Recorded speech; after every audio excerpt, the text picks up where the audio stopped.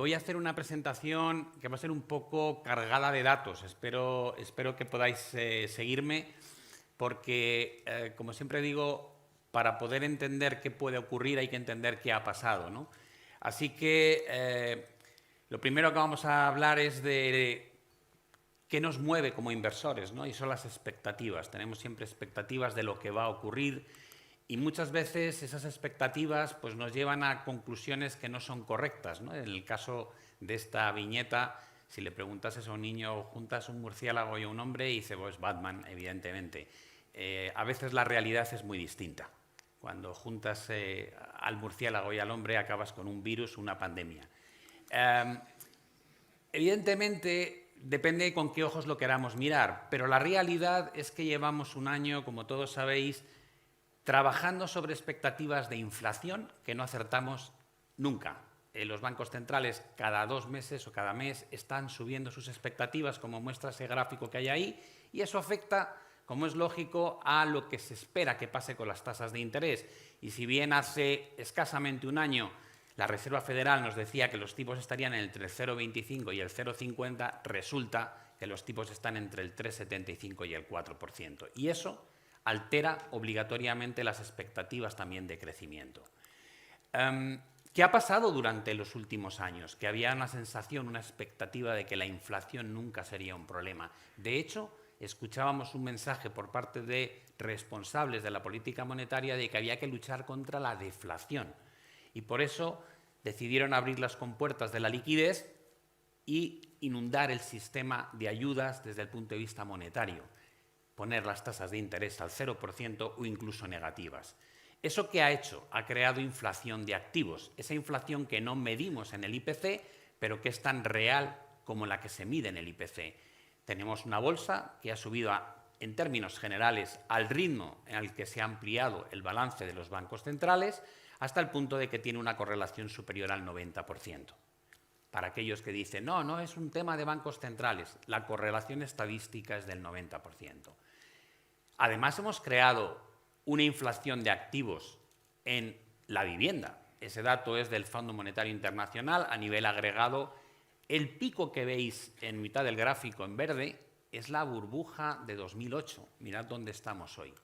Y, por supuesto, hemos creado una burbuja en renta fija que se ha pinchado este año, pero que permitió algo tan aberrante como que el 40% de todos los bonos existentes tuviesen rentabilidad negativa.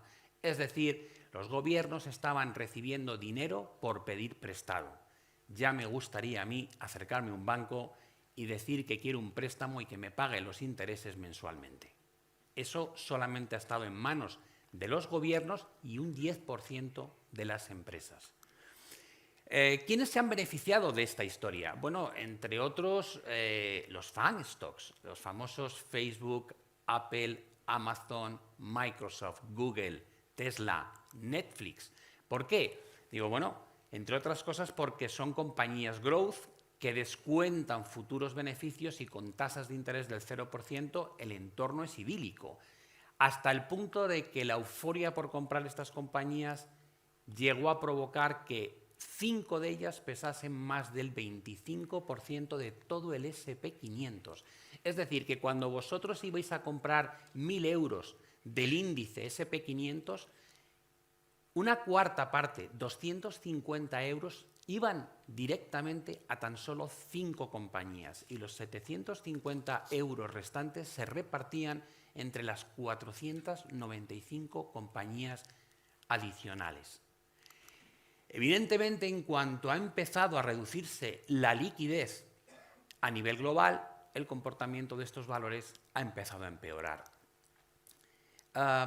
¿Qué es lo que ha hecho también que tengamos un coste de financiación tan sumamente bajo? Ha impulsado prácticas como los share buybacks o lo que llamamos recompra de acciones por parte de las compañías. ¿Hasta qué punto ha sido importante?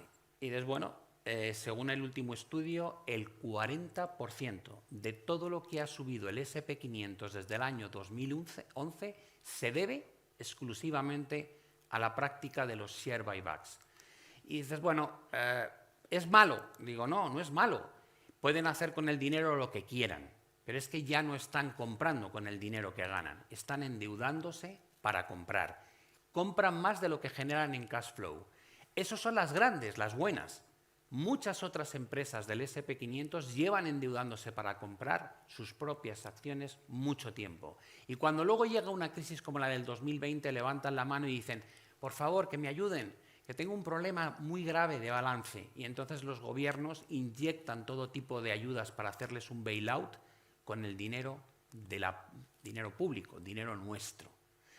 Es una práctica que ya vimos cómo sucedía en 2008 y volvemos a tener que verla a raíz del año 2020.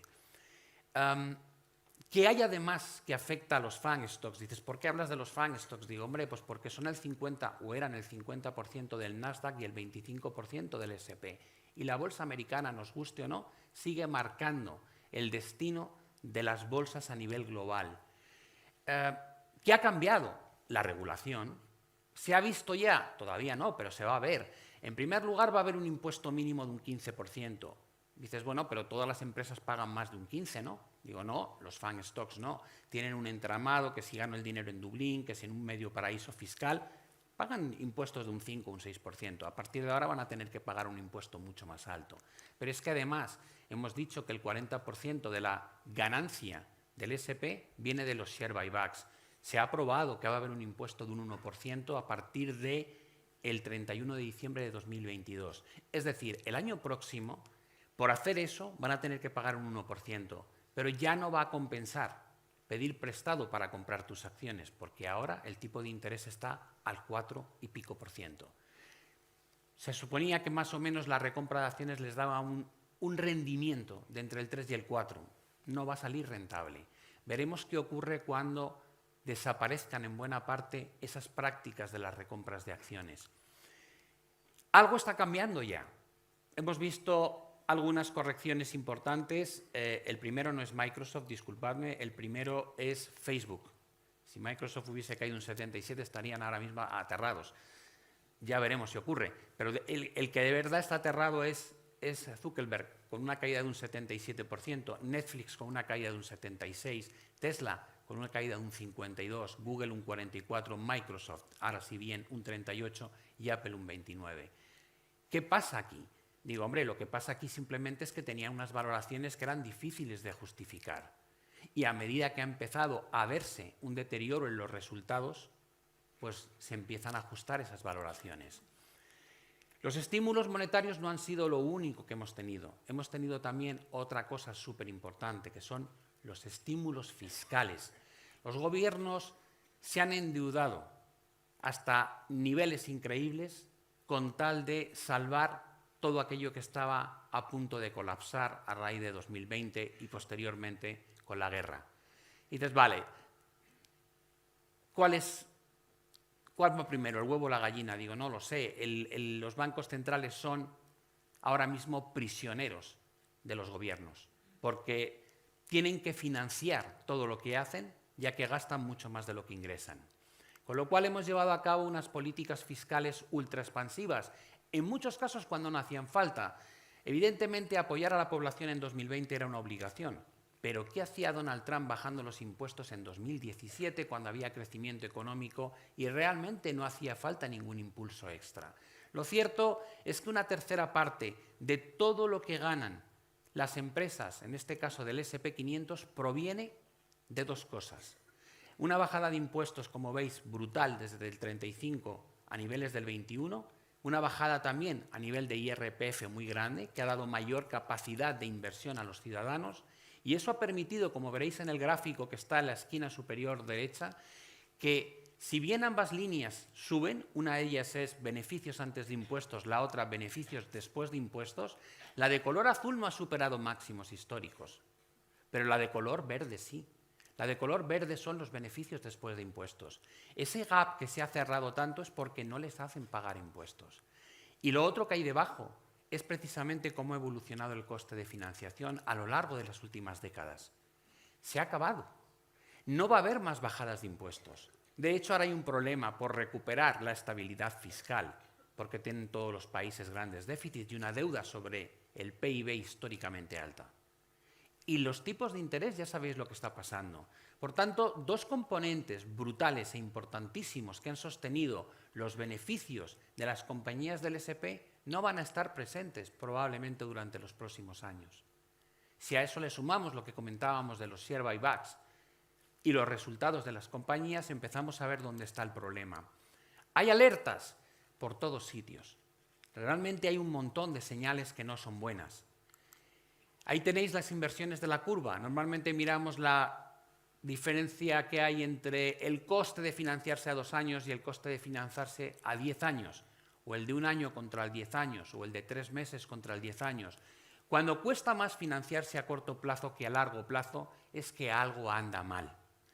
Y la fiabilidad que tiene este tipo de señal para hacer una predicción de futura recesión es muy alta. Se puede hacer un análisis como el que tenéis en ese gráfico, en lugar de escoger 2 plazos, mirarlos todos. Cuando llegamos a superar un 50% de toda la curva invertida, realmente la señal de recesión futura es tremendamente fiable y ya estamos por encima. Cuando la Fed suba el 15 de diciembre las tasas de interés, aunque solo sean 0,5%, ya no será el 60%, será mucho más lo que esté invertido en Estados Unidos.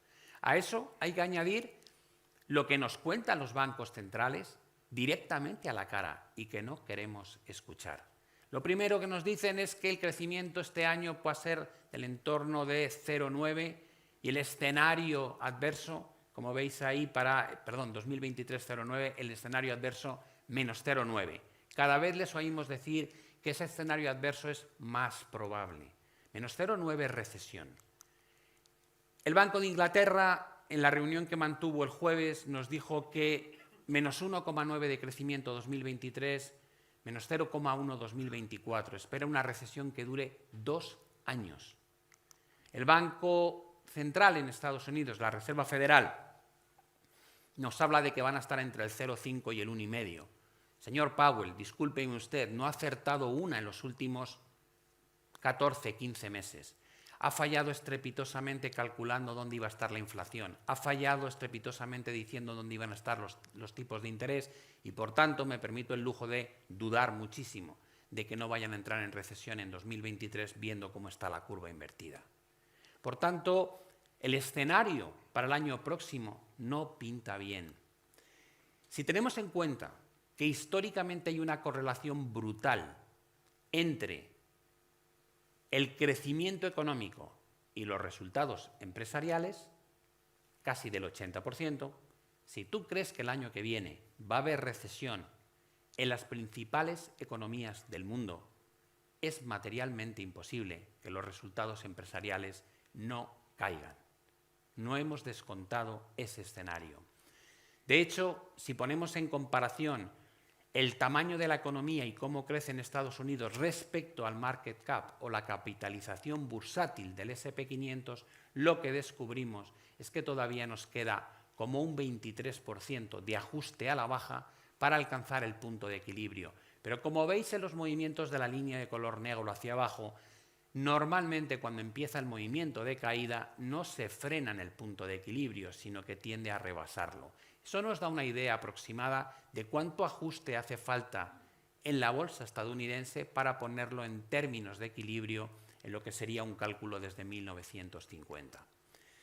Pese a ello, los inversores están relativamente tranquilos. Yo no veo que haya pánico. Sí, molesta que la bolsa baje, molesta que los bonos bajen, pero no se aprecia un comportamiento de pánico. Y dices, bueno, yo he visto, Pablo, que han bajado muchísimo las expectativas de beneficio. Es el gráfico primero que tenéis arriba a la izquierda. Digo, sí, claro, evidentemente que han bajado. Pero mirad el gráfico que hay a la derecha, abajo. ¿Veis esas dos columnas de color gris? Es la expectativa de cuánto van a ganar las compañías este año y el año que viene. Yo no veo que esas columnas bajen. Esas columnas siguen marcando una tendencia al alza.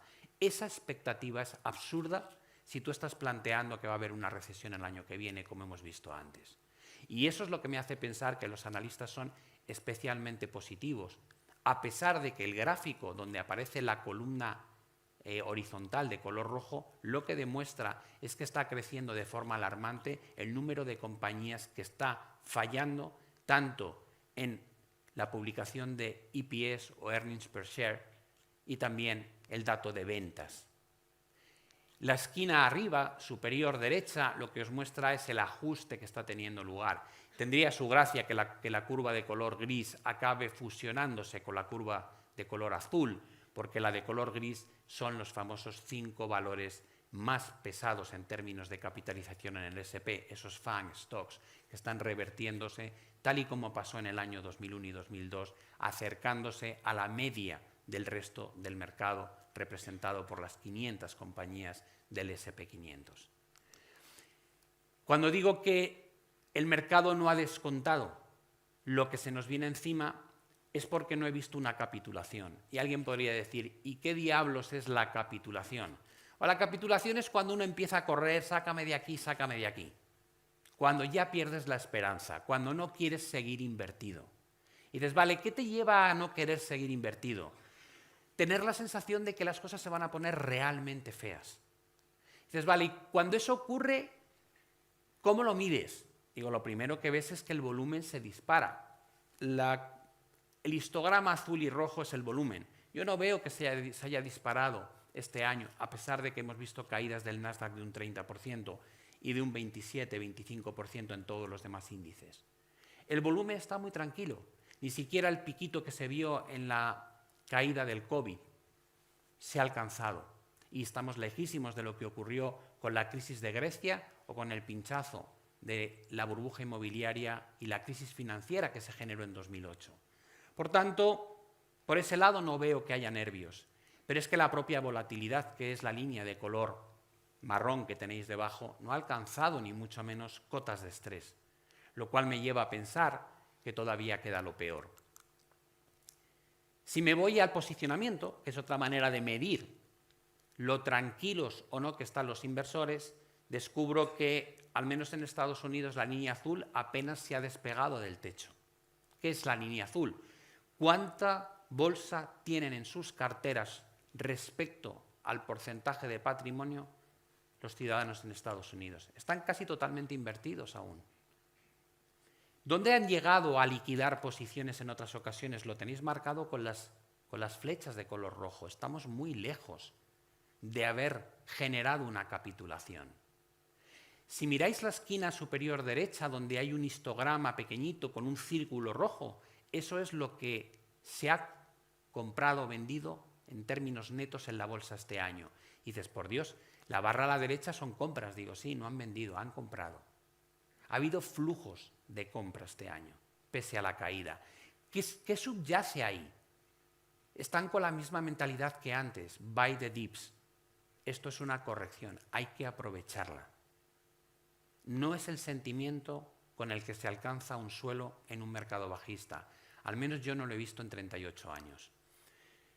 Nos hemos pasado década y media escuchando la frase "Don't fight the Fed", no luches contra la Fed. El problema, señores, es que eso funciona en las dos direcciones. Cuando la Fed quiere que la bolsa suba, luchar contra la Fed es cansadísimo, no ganas. ¿Por qué? Porque mete estímulos, baja tipos de interés, hace QE1, QE2, QE3, QE4, QE ilimitado, y al final consigue cosas como que en la peor recesión desde hace un siglo, que fue la que vivimos en 2020, es capaz de que el S&P cierre en máximos históricos. Hasta ese punto tiene potencia la Fed. Desafía la realidad económica y consigue que los inversores compren la bolsa en el peor momento histórico económico y da igual. Ahora el señor Powell está en el otro lado del ring, es el que nos da los guantazos, el que en cada reunión nos dice: voy a seguir subiendo las tasas, no me voy a equivocar con la inflación. Hasta que no vea que la inflación muere, yo no voy a parar. Voy a reducir el balance. No me gusta. El otro día se enfadó cuando le dijo un periodista que la bolsa estaba reaccionando al alza. Había que verle la cara que puso. Quiere que el efecto riqueza baje. Dijo que celebraba el hecho de que la vivienda estuviese bajando de precio. Quiere que el efecto riqueza baje porque sabe que es la única manera de que el consumo baje, y eso es la única forma en la que la inflación va a empezar a retroceder. Y dijo claramente que su preocupación es la inflación y no el crecimiento económico. Nos lo está diciendo de forma muy clara, pero aún así los inversores somos reticentes a creernos lo que se nos viene encima. El movimiento de tipos de interés que está llevando a cabo la Fed está siendo históricamente alto. Hay que remontarse a los 70 u 80 para ver algo similar. Y ya sabéis lo que ocurrió en aquella época. No hemos visto los efectos de lo que han hecho porque nos hemos tomado... Es como cuando te tomas 5 chupitos de whisky seguidos. Te los bebes tan rápido que parece que eres inmune al alcohol. Pero date una hora. La Fed se ha tomado 7, no 5. Y nos está diciendo que no va a haber recesión el año que viene. Señores, cada uno puede soñar con lo que quiera, pero la probabilidad es muy baja. Añádele a eso lo que hay abajo en la esquina inferior izquierda, que es el balance. Casi 9 trillones que quiere deshacer a un ritmo de 95.000 millones mensuales. Para el que no sepa, eso fue lo que usó para estimular a la bolsa cuando ya no podía bajar más los tipos de interés porque estaban al 0% y le funciona de fábula. Ahora quiere hacer lo contrario. Hagan sus cálculos. La estacionalidad. Pablo, estamos llegando a noviembre, diciembre, enero, esos son los meses mejores para la bolsa. Es verdad, es cierto. Históricamente es así, pero no en los mercados bajistas. La línea verde es cómo se comporta la bolsa durante los últimos meses del año y principios del año en un mercado alcista. La negra en los mercados neutrales y la roja en los mercados bajistas. Sí, te da un respiro, deja de bajar, pero realmente los rebotes son eso, meros rebotes. Ya no estamos ultra preocupados. Estábamos en extremo miedo hace nada, hace un mes. 23 la lectura. Ya estamos en 50, 55. Estamos ya cómodos. ¿Por qué? Porque hemos visto un rebotillo. Y ya es como, ya está, ya se ha acabado lo malo. Yo leo todos los días, me encanta leerlo. Si no lo leyese me preocuparía. Leo continuamente el suelo del mercado, el final, prepárate para el nuevo bull market, nuevos máximos históricos. Lo leo continuamente, mucho research. Y pienso, genial, mientras este sea el sentimiento, mi hipótesis de que esto no ha hecho más que empezar o que le queda al menos la mitad, es la buena. A largo plazo, creo que falta la capitulación. Ya hemos dicho por qué técnicamente, desde una perspectiva de indicadores, qué hay de la estructura de la curva. Digo, ¿dónde va a caer? Digo, yo qué sé. ¿Cómo pensáis que puedo saber dónde va a caer? Es imposible, nadie lo sabe. Pero sí tienes patrones históricos que te ayudan. Más o menos caídas de un 50% en los 70, caídas de un 51% entre 2001 y 2002, caídas de un 57% en 2008, teniendo en cuenta que venimos de la valoración histórica más alta que se recuerda en la bolsa estadounidense y que tenemos una burbuja inmobiliaria y tenemos una burbuja en la bolsa y tenemos una burbuja en los bonos y tenemos una burbuja en crédito y no hemos subido a este ritmo los tipos de interés jamás desde los años 80, bueno, pues tener una referencia de los 50% no parece descabellado. Ya estamos experimentando desaceleraciones económicas parecidas a las que ya vivimos y nos queda el efecto de toda la subida de tipos que lo vamos a vivir a partir del año próximo. ¿Qué más falta? La estructura. ¿Cómo han sido las caídas? Las caídas siempre son iguales. En un bear market hay una primera parte en la que mantenemos nuestro sueño de que es una mera corrección. Y esa parte la gestionamos con bastante tranquilidad, que es lo que estamos viendo.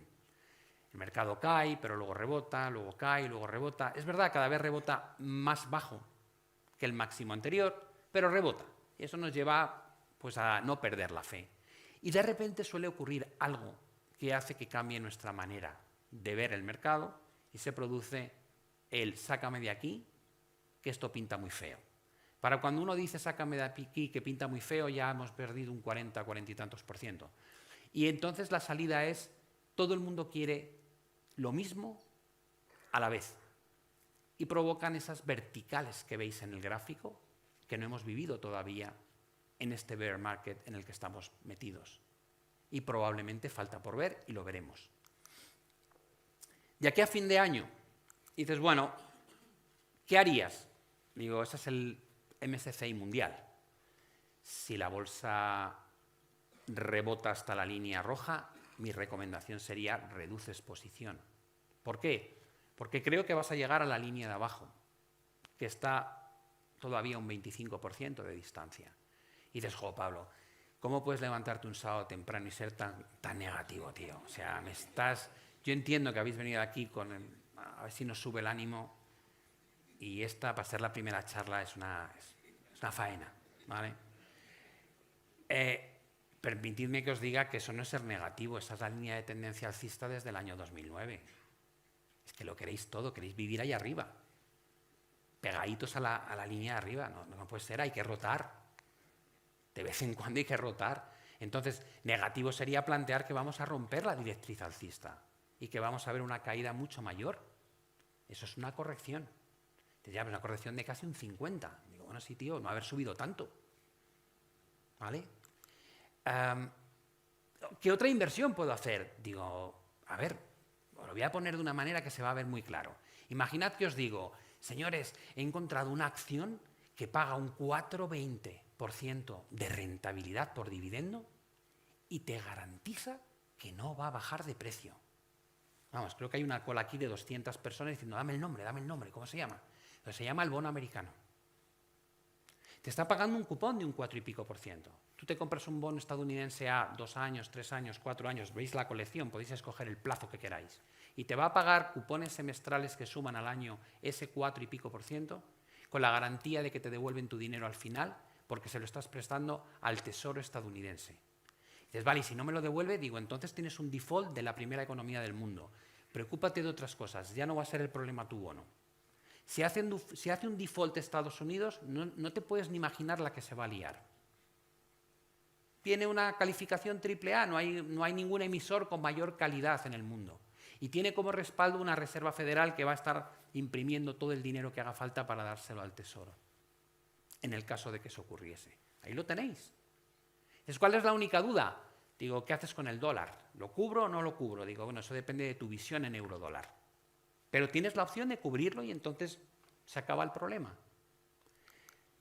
¿Qué más? Yo no sé si la inflación va a revertir o no. Sinceramente no lo sé. Pero ¿y si no revierte tan fácilmente al nivel que pensábamos? Digo, si tengo que vivir en un entorno de alta inflación, de forma estructural, creo que quiero tener activo real. Quiero tener exposición, por ejemplo, a inmobiliario. Sé que mucha gente dirá, ¿inmobiliario si se va a hundir con la subida de tasas? Digo, depende. El inmobiliario depende de 2 factores, demanda y oferta. No hay sobreoferta, como pasaba en 2008, al menos no aquí en España. Con lo cual ya veremos cómo se comporta. Pero en el largo plazo, incluso si hubiese correcciones, creo que es un activo que ha mantenido muy bien el poder adquisitivo del dinero. Con lo cual es algo que quiero tener en mi cartera. Y el oro también. Y dices, ya, pero mira, el oro tiene una mala pinta, un doble techo, va a romper, va a caer abajo. Digo, perfecto, cuando llegue a 1400 me voy a poner gocho a comprar oro. Y dices, ¿me recuerda algo? Digo, sí, si cayese un 34% sería lo mismo que pasó en 2008, que también cayó un 34% y luego subió un 185%. Creo que el oro es una alternativa ¿a qué? Digo, a la depreciación de nuestro dinero, que no hace más que perder valor a un ritmo de la inflación. Por tanto, son alternativas que creo que hay que buscar. ¿Comprar la bolsa? Sí, pero cuando haya caído abajo habrá una grandísima oportunidad. Si conseguís comprar la bolsa con una caída de un 50%, quiere decir que cuando vuelva a los máximos de 2021 dentro de unos años habréis duplicado vuestro capital. No está nada mal.